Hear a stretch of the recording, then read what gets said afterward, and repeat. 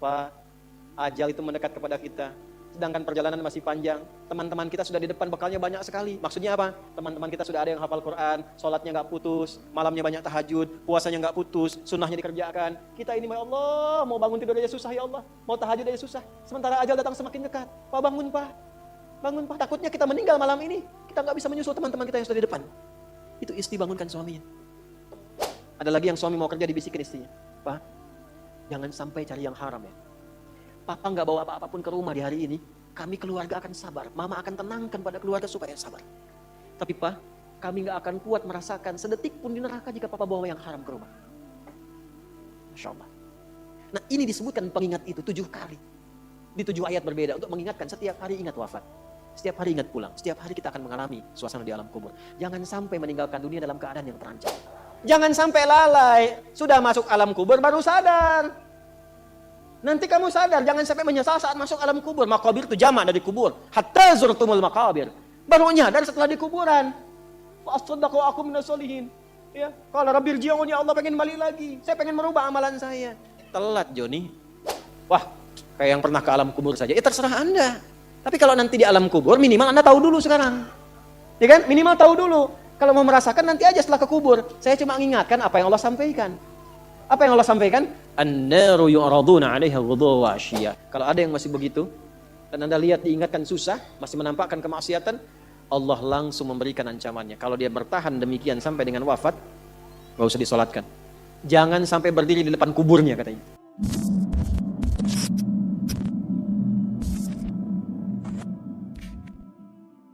Assalamualaikum warahmatullahi wabarakatuh. Sahabat muslim, setiap manusia pasti akan menempuh fase alam kubur setelah nyawa dicabut. Tahukah kita bagaimana suasana di alam kubur? Bagaimana keadaan orang beriman dan orang yang banyak maksiat? Dalam video ini, mari kita simak penjelasan Ustadz Adi Hidayat tentang gambaran suasana di alam kubur. Lengkap dengan pesan penting agar kita semua mempersiapkan diri sebaik-baiknya. Tonton sampai akhir, semoga jadi pengingat untuk terus memperbaiki iman dan amal. Jangan lupa subscribe, aktifkan lonceng notifikasi, dan bagikan video ini agar makin banyak saudara kita yang semakin sadar akan pentingnya bekal kematian. Selamat menyimak, semoga bermanfaat. Jadi ada kehidupan setelah kematian. Yang dimaksud mati, wafat, maut, meninggal itu adalah meninggalkan dunia. Jadi berpisah kehidupan kita di dunia, memasuki kehidupan baru di alam kubur. Jadi di alam kubur itu bukan diam begitu saja, ada hidup lagi. Ya. Wafat itu maksudnya meninggalkan dunia. Nah kematian itu gerbang pemisah dunia. Rohnya tercabut, selesai, dunianya selesai. Jadi yang dimaksud meninggal itu meninggalkan dunia, membebaskan kita dari kehidupan dunia, selesai dunianya. Seperti di dunia ada kehidupan kan alam dunia, kubur pun disebut alam, ada kehidupan di dalamnya. Cuma hidupnya bagaimana? Ya, seperti antum di dunia ini kalau ingin sukses, ingin bahagia, berbekal, bekerja, beraktivitas. Nah di alam kubur pun itu ada asbabnya. Mesti berbekal juga. Apa di antara bekalnya? Saya ingin motivasikan dulu. Ada orang begitu gembiranya mendapatkan limpahan dari hasil berbekalnya saat di dunia. Yastabshiruna. Nah, billadzina lam yalhaqu bihim min khalfihim alla khaufun 'alaihim wa lahum yahzanun. Kalau mereka mampu, yastabshir bukan basyara. Ada basyara, ada istabsyara, beda. Kalau basyara, orangnya masih hidup. Minta disampaikan pada yang lain yang hidup. Contoh, Nabi Muhammad SAW masih hidup. Diberikan beliau perintah oleh Allah, sampaikan pada umatmu ini sekarang tentang keutamaan surga. Maka turun Quran surah kedua ayat 25. Wa basyiril ladzina amanu wa 'amilus salihati anna lahum jannatin tajri min tahtihal.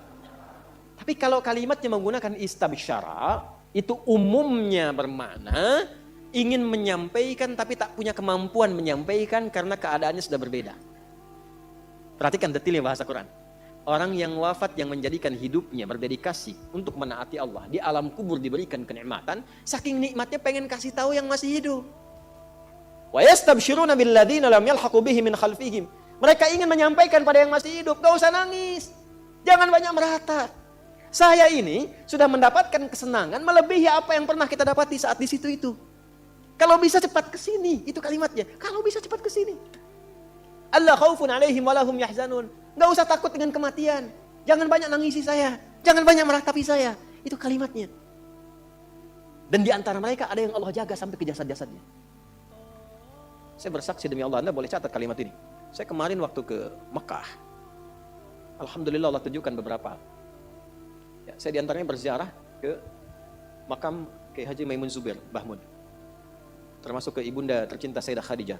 Ya, Sayyidah Khadijah radhiyallahu taala anha. Ini ya enggak apa-apa disebarkan juga karena memang saya mengalami dan saya menyampaikan.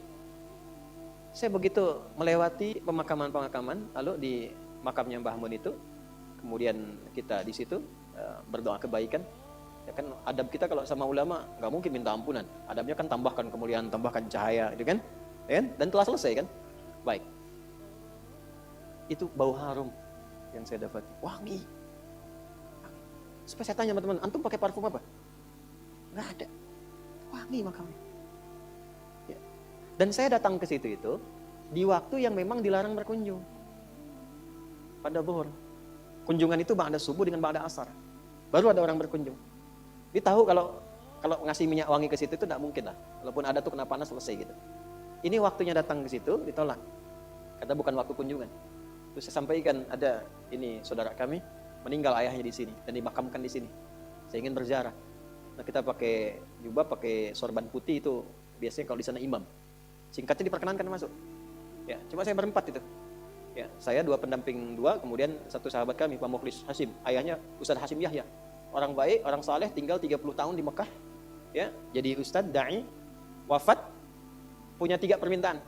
Wafat hari Jumat, ya, kemudian juga bisa menyempurnakan Ramadan dan disolatkan di Masjidil Haram. Alhamdulillah, ya, terkabul. 2 terkabul, yang 1 diselesaikan Ramadan sampai ke Syawal dulu. Ya, jadi disolatkan di Masjidil Haram. Tadinya nggak bisa dimakamkan di Ma'la. Yang ketiga minta di Ma'la. Tadinya nggak bisa dimakamkan di Ma'la. Yang ada tertulis di Pekuburan Raya. Tapi last minute yang terakhir masuk Masjidil Haram tiba-tiba bisa di Ma'la. Maka ketika dimakamkan di Ma'la, kami datang ke sana, kami berziarah. Nah itu Masya Allah. Kemuliaan itu luar biasa. Ya belum yang tampak-tampak sekarang kok bisa guru ngaji, nggak pernah ketahuan orang makamnya utuh 20 tahun, 15 tahun. Jasadnya utuh. Makam utuh biasa, jasad utuh. Coba terangkan. Gigi masih ada, kulit masih ada, rambut sebagian masih ada. Utuh. Guru ngaji. Yang orang mungkin nggak pada kenal. Cuma keadaan di kampung. Tapi dia meyakini ada kehidupan setelah kematian. Dan betapa banyak orang-orang terlihat hebat nuansa kehidupan dunianya. Tapi maaf, hanya ditemukan tulang belulang dalam alam kuburnya. Sekarang sudah banyak. Sudah banyak bisa kita akses, bisa kita lihat. Kalau sudah ditampakkan begitu belum sadar juga. Dengan cara apa lagi Allah memberikan hidayah? Bahkan orang bikin sinetron hidayah dari alam kubur. Masya Allah. Dia yang ngajar ustaznya hidayat lagi. Hah? Nah karena itu nggak boleh berleha-leha.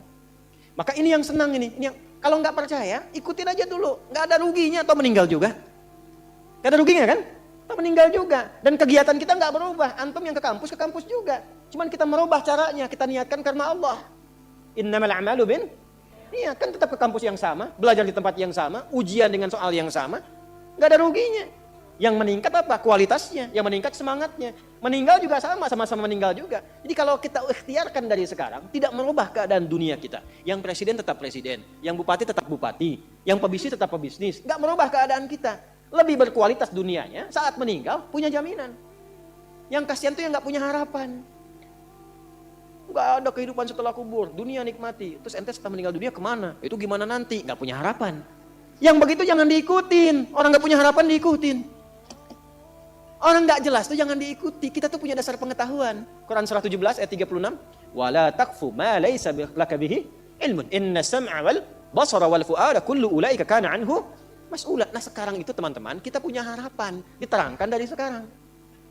Makanya selama hidup kalau pengen seperti itu jangan main-main hidup dunianya. Maka turunlah surah At-Takatsur ayat kedua. Alhaakumut hatta zurtumul maqabir. Kalla.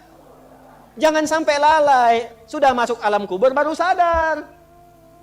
Nanti kamu sadar. Jangan sampai menyesal saat masuk alam kubur. Maqabir itu jamak dari kubur. Hatta zurtumul maqabir.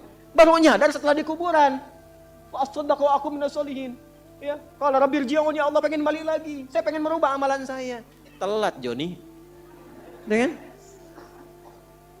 Malaikat kan santai aja kan. Telat. Gak bisa balik lagi.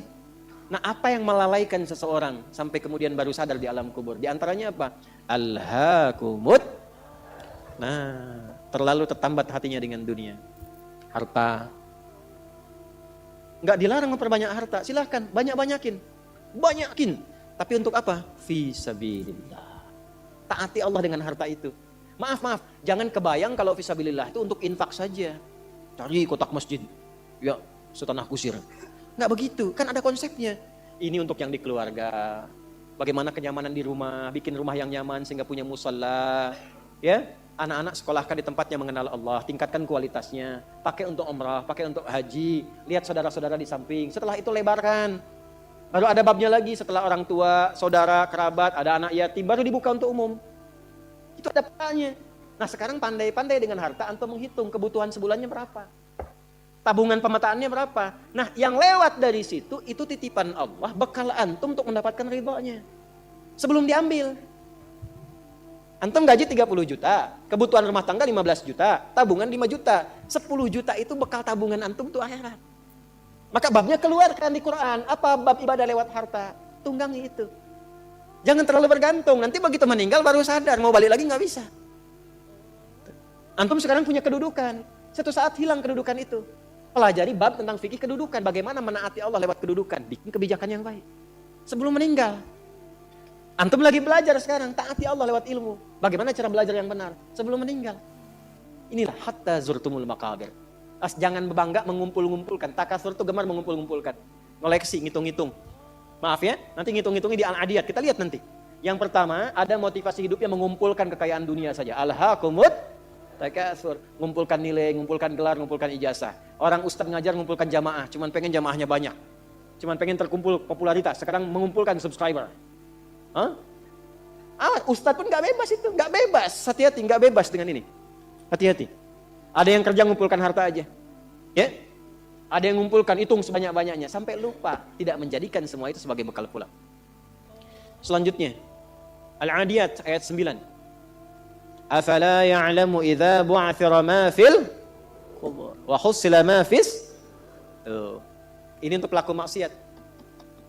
Yang banyak berbuat maksiat. Apa nanti enggak malu dan enggak khawatir kalau itu diungkap di alam kuburnya? Silahkan Anda tutup-tutupi saat di dunia. Tapi kalau nggak ditaubati, di alam kubur akan terasa. Saya ulangi, di alam kubur akan terasa. Silahkan tutupi. Jadi ada dua tipe pelaku maksiat ini. Yang pertama, pelaku maksiat yang menutupi kemaksiatannya, tapi tidak taubat. Ya, awas, ini tipe pertama. Yang saya maksudkan pelaku yang tidak taubat ya, bukan yang taubat.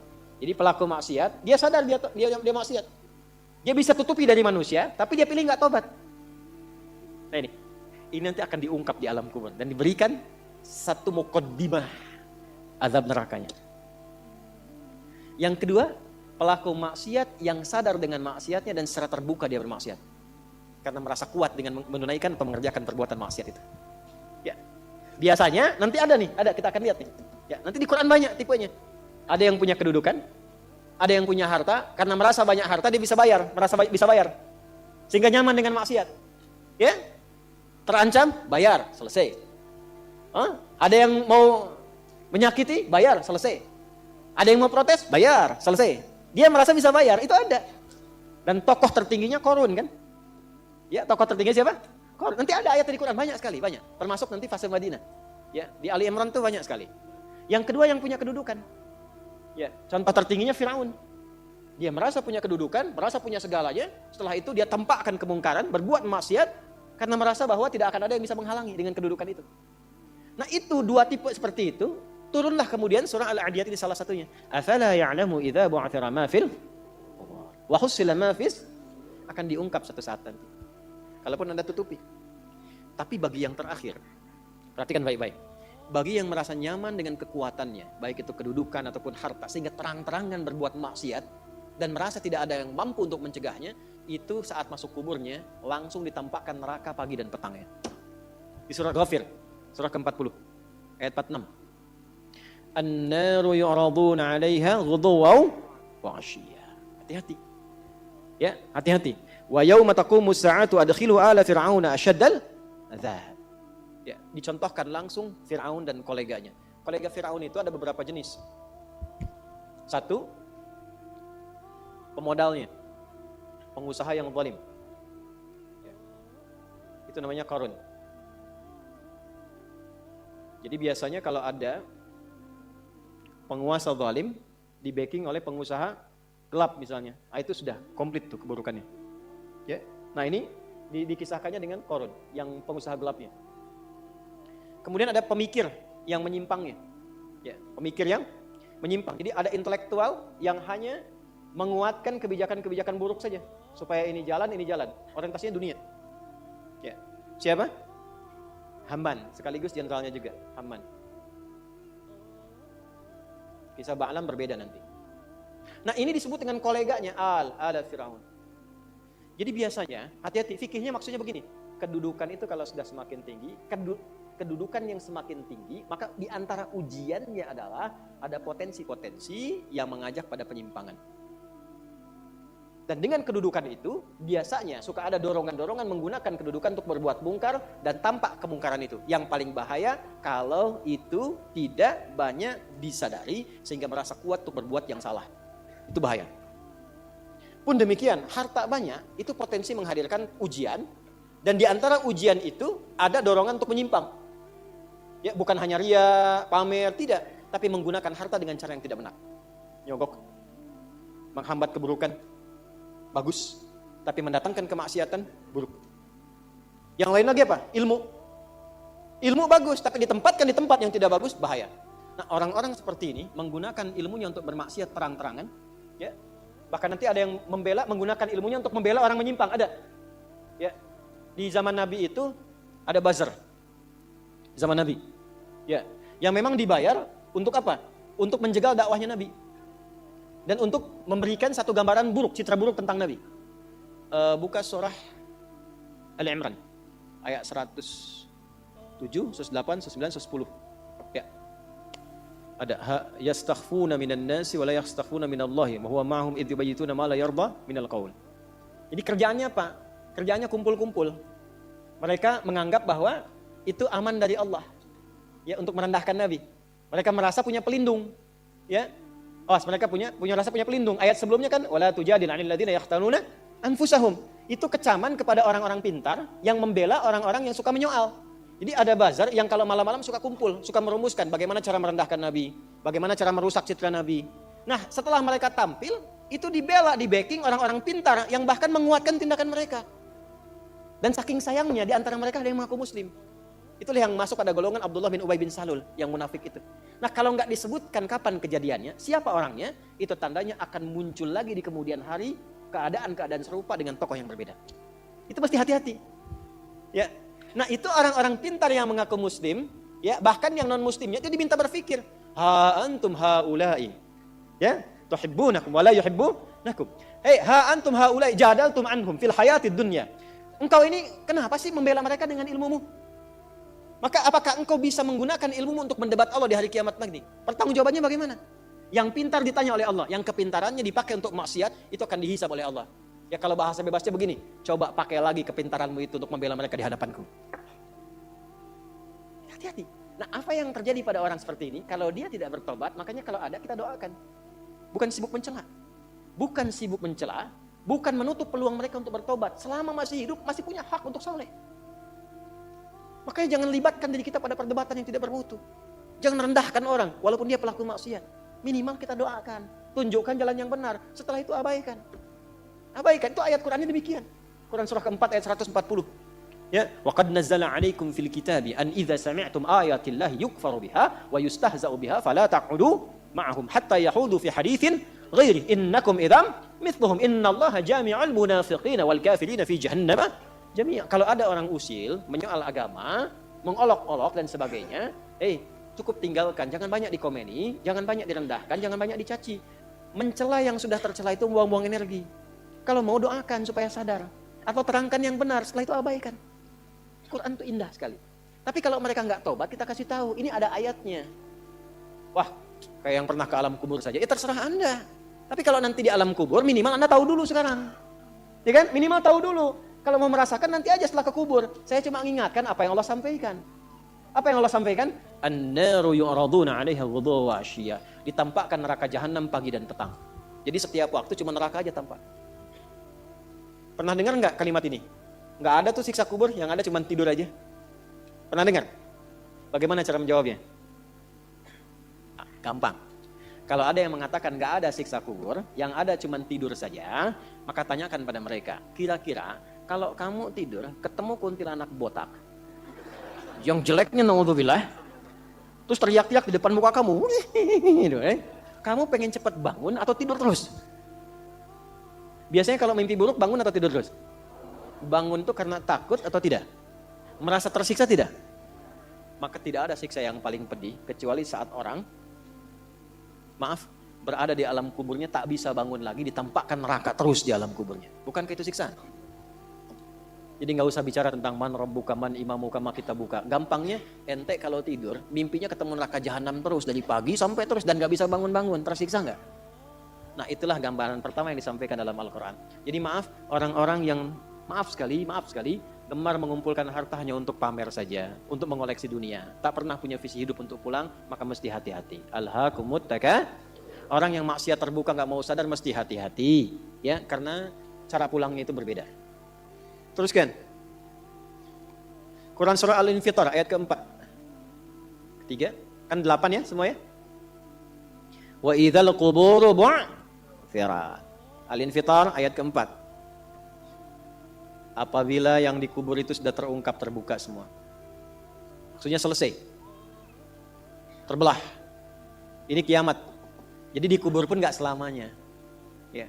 Ada yang pengen abadi di alam kubur? Tidak, gak selamanya. Ya. Jadi kalau yang nikmat di alam kubur tadi, kan diberi kenikmatan ya, kenikmatan pembuka. Itu cuma mukadimah aja Pak Bu. Insya Allah nanti kalau sudah masuk kubur, ya, insya Allah mudah-mudahan dimuliakan. Itu kalau dapat kemuliaan, itu cuma pembuka. Itu cuma pembuka saja, mukadimah saja. Diberi kenikmatan melimpah, enak, istirahat, nyaman dan macam-macam, ya. Itu cuma pembuka aja. Nanti satu masa selesai di situ. Wa idzal quburu bu'thirat. Selesai semuanya, balik kita ke alam lain, puncaknya ke akhirat. Nah, ayat ini Al-Infitar ayat yang keempat ingin menegaskan di alam kubur pun tidak abadi, pindah.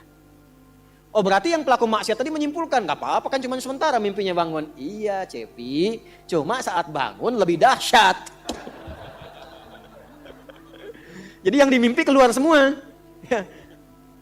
Terus, Quran surah Abasa. Ya, surah 80 ayat 21. Baik, pelan-pelan. Kalau tadi kan sudah diungkap ya, di kuburnya bagaimana, nikmatnya bagaimana, bahayanya bagaimana yang mengancam. Nah, sekarang kita akan masuk ke kubur tidak? Akan masuk tidak? Nah, maka di Abasa ini diingatkan. Quran surah 80 ayat 21. Tsumma amatahu fa'aqbarah. Orang yang hidup itu satu saat pasti akan diwafatkan. Kalau sudah wafat akan dikuburkan. Di semua kita tidak ada yang bebas dari penungguan di alam kuburnya. Tadi tunggu. Ini, CAQ semua kan? Calon alam kubur. Kita akan masuk nih. Jadi Allah sadarkan mumpung masih hidup, dari dua kejadian tadi, ambil ibrahnya, siapkan diri kita, karena kita nggak akan bisa menolak kematian. Kalau sudah wafat, pasti dikubur. Teruskan dulu ya, kita agak cepat. Al-Mumtahanah ayat 13. Sudah? Ini nyambung semua ayatnya, indah sekali. Jadi kalau kita sudah sadar, ini resiko kebaikan, ini resiko keburukan, dan kita tahu akan wafat, akan dikuburkan, bagaimana cara persiapannya? Supaya nggak lalai tadi ya. Maka Al-Mumtahanah ayat ke-13. Ya ayyuhalladzina amanu la tatawallaw qauman ghadiballahu alaihim. Qad ya'isu kama ya'isal kufaru min apa? Ashabil kubur. Maka jangan banyak bergaul dengan orang-orang yang menjauhkan kita dari ridha Allah Subhanahu wa taala. Cari teman yang baik sekarang. Pertama, maaf, bikin kebaikan di rumah tangga dulu. Itu kan teman hidup. Ya. Awas, hati-hati. Kalau melihat istri kurang baik atau sebaliknya, jangan dihakimi, jangan difonisi. Justru Allah kirimkan antum itu untuk menebarkan kebaikan dan menyempurnakan kesemaan bersama. Jelas? Jadi sekarang yang dilakukan teman hidup dulu. Rubah jadi baik dulu. Anak-anak jadi baik dulu. Setelah itu cari tempat tinggal yang baik. Bergaul dengan orang baik. Antum yang kuliah cari teman yang baik. Antum yang kerja cari teman yang baik. Maaf. Kalau ada tawaran, kedudukan, hartanya berlipat, tapi menjauhkan Anda dari Allah, ingat ini. thumma amatahu fa aqbarah. Ingat saat ditawari itu Anda meninggal, dikubur. Dan ingat ancamannya. Ingat pasalnya tuh. Ya, ingat suratnya. Paham? Nah, karena itu masukkan ayatnya, jangan sekali-kali menjadikan keadaan di sekitaran kita justru memperkuat datangnya ancaman Allah dan nestapa saat kembali ke alam kuburnya. Bahkan orang-orang yang tidak beriman pun, yang buruk pun, yang beriman tapi maksiat pun, itu sejatinya ketika temannya masuk ke kubur gak mau ikut-ikutan. Makanya disindir oleh Allah. Hei, kamu ini sadar gak sih? Orang yang mengajak kamu maksiat itu, lihat temannya meninggal pun, temannya wafat pun, dia gak pengen ikut. Kadang-kadang dia abaikan. Coba lihat, ya ada pimpinan misalnya, tingkat tertinggi. Lihat anak buah bawahnya misalnya, menjalankan tugas bahkan dari dia untuk berbuat salah, berbuat maksiat. Ya, apakah mengedarkan narkoba atau misalnya membackingi kegiatan yang tidak baik. Lalu tiba-tiba dia wafat, apakah peduli atasannya? Tidak. Yang ada yang terjadi jangan bawa-bawa atasan, padahal dia yang nyuruh. Terus Anda mau jadikan teman yang seperti itu? Dia pada kawannya saja nggak bertanggung jawab. Dengan imannya saja dia nggak peduli. Kalau dia dengan Allah saja nggak peduli, kenapa Anda dia jadikan teman? Dan kenapa Anda menjadikannya dia teman? Kalau bahasa anak sekarang tuh begini, Allah aja dia gituin apalagi kamu. Ya kan? Ya, Nabi aja dia cuekin apalagi kamu kan. Ini peringatan Quran, ini bukan dari saya. Ini peringatan Quran. Jangan sekali-kali Anda dimanapun Anda berdinaskah, tugas formal, Anda berdagangkah, jangan berteman dengan orang menyimpang. Karena saat Anda susah pun yang akan peduli. Temannya aja yang sama-sama berbuat menyimpang, dia sisihkan apalagi Anda. Paham? Teruskan. Quran surah ke 35 Fatir ayat 22. Wa ma yastawil ahya'u wal amwat. Innallaha yasma'u man yasha' wa ma anta bimusmi'in man fil qubur. Kalau Anda masih belum sadar juga, kata Allah, hei, kamu ini masih hidup, masih punya harapan, masih punya bekal. Kalau sudah meninggal, nggak sama keadaan orang hidup dengan wafat. Mumpung kamu masih hidup, karena kalau sudah meninggal, temanmu yang meninggal pun kamu nggak bisa dengar suaranya. Cuma saya yang tahu keadaan di alam kubur. Karena saya tahu, kata Allah, dan saya punya Rahman dan Rahim, dengan sayang saya sampaikan kepadamu. Karena sayang saya. Ibu maaf, kalau ada anak misalnya, ingin berbuat menyimpang, ibu cegah tidak? Kenapa? Karena ibu sayang. Karena itulah ibu saking sayangnya, maaf jangankan anak lahir, di dalam saat dikandung pun bukankah dijaga dari yang maksadat? Dijaga dari yang merusak. Ibu kalau sedang mengandung, mau nggak makan makanan yang kotor? Makanan yang merusak? Tidak kan? Kenapa? Karena sayang kepada bayi yang dikandung, janin yang terkandung. Di tempatnya pun disebut oleh Allah dengan rahim. Karena ada rahim, dijaga betul. Miring kanan susah, kiri susah, telungkup gak mungkin. Dijaga supaya apa? Supaya di dalamnya merasakan ketenangan. Karena apa? Karena ada tempat disebut dengan rahim. Nah Allah itu sifat rahim melekat kepadanya. Karena sayang dengan kita diingatkan. Bahasa bebasnya gini. Karena saya sayang engkau dengan rahimku. Karena saya cinta kamu dengan rahmanku. Jangan sampai masuk kubur, kamu tersiksa, kamu nestapa. Karena beda antara hidup di dunia dengan kehidupan di kubur. Mumpung masih hidup, cari bekal. Karena engkau tak mampu mendengar apa yang terjadi dalam kubur. Jadi kalau tadi Allah sampaikan jangan bergaul dengan yang begini, jangan terlena dengan yang seperti ini, itu karena Allah sayang dengan kita. Itu saja. Jelas ya? Ya, jadi kalau nggak sayang nggak akan mungkin diingatkan. Teruskan. Al-Hajj ayat ke-7. Yang ketujuhnya Al-Hajj ayat ke-7. Wa anna sa'ata atiyatun la raiba fiha wa anna Allah yab'atsu man fil qubur. Tapi jangan khawatir, sekalipun engkau masuk ke alam kubur kata Allah, karena sayang aku pesankan berbekal dari sekarang. Di alam kubur aku penuhi nikmatku kepadamu. Tapi itu cuma sementara. Besok-besok selesai aku bangkitkan semua kalian. Aku tepati janjiku untuk memberikan surga kepadamu. Karena itulah orang yang baru mau meninggal dalam sakaratul mautnya, kalau benar dia mengikuti apa yang Allah pesankan dari ayat-ayat tadi, maka Allah berikan pendahuluan sebelum masuk kubur. Ditampakkan bahkan surganya di hadapannya, dimasukkan dalam golongan hambanya, ditenangkan saat wafatnya. Ya ayyatuhan nafsul mutmainnah irji'i ila rabbika radiyatan fadkhuli fi wadkhuli. Nah, jannahnya ditampakkan. Terakhir At-Taubah ayat 84. Quran surah At-Taubah ayat 84. Kalau ada orang yang tidak peduli dengan peringatan ini 7 ayat nih, itu pesannya. Ini bukan ilmu taati ya, untuk mengingatkan saja. Kadang kita sulit sih, tapi kalau antum ngambil jurusan yang sama, itu insya Allah mendapatkan kenikmatannya. Contoh begini misalnya, kenapa ada ayat di Quran itu jumlah bilangannya sama? serupa dengan lawannya. Malaikat disebutkan 88 kali, setan disebutkan 88 kali. Nah, lawan tugas malaikat itu setan. Malaikat membisikkan kebaikan, setan memprovokasi keburukan. Jumlahnya sama, karena setiap hari pun kita nggak akan bebas dari dua bisikan itu, baik atau buruk. Nah ini, kenapa ayat pengingat alam kubur dan kehidupan dunia 7 kali? Salah satu pesannya adalah karena kita 7 hari beraktivitas selama hidup di bumi itu. Maka diingatkan setiap hari, maka setiap hari itu mesti ingat kematian. Sebelum tidur istighfar, siap nggak bekalnya, lihat temannya, selamat nggak keluarganya, ya maaf izin maaf sekali, saya berulang kali minta maaf nih, ya berulang kali. Ada seorang suami saleh, istrinya salehah luar biasa. Satu kali suaminya karena kelelahan, bangunnya agak terlambat, alhamdulillah. Biasanya jam 3, ini setengah 4 bisa. Itu istrinya bangunkan sambil bersenandung. Pak, sayang, cepat bangun Pak, perjalanan kita masih panjang, sedangkan ajal semakin mendekat. Sedangkan para musafir sudah punya banyak bekal di depan kita mesti nyusul mereka. Bangun Pak. Itu Masya Allah kalau pakai bahasa Arab indah sekali. Pak, ajal itu mendekat kepada kita. Sedangkan perjalanan masih panjang. Teman-teman kita sudah di depan, bekalnya banyak sekali. Maksudnya apa? Teman-teman kita sudah ada yang hafal Quran, sholatnya nggak putus, malamnya banyak tahajud, puasanya nggak putus, sunnahnya dikerjakan. Kita ini, ya Allah, mau bangun tidur aja susah ya Allah. Mau tahajud aja susah. Sementara ajal datang semakin dekat. Pak, bangun Pak. Bangun Pak, takutnya kita meninggal malam ini. Kita nggak bisa menyusul teman-teman kita yang sudah di depan. Itu istri bangunkan suaminya. Ada lagi yang suami mau kerja dibisikin istrinya. Pak, jangan sampai cari yang haram ya. Papa nggak bawa apa-apa pun ke rumah di hari ini. Kami keluarga akan sabar. Mama akan tenangkan pada keluarga supaya sabar. Tapi Pak, kami nggak akan kuat merasakan sedetik pun di neraka jika Papa bawa yang haram ke rumah. Masya Allah. Nah ini disebutkan pengingat itu 7 kali. Di 7 ayat berbeda untuk mengingatkan setiap hari ingat wafat. Setiap hari ingat pulang. Setiap hari kita akan mengalami suasana di alam kubur.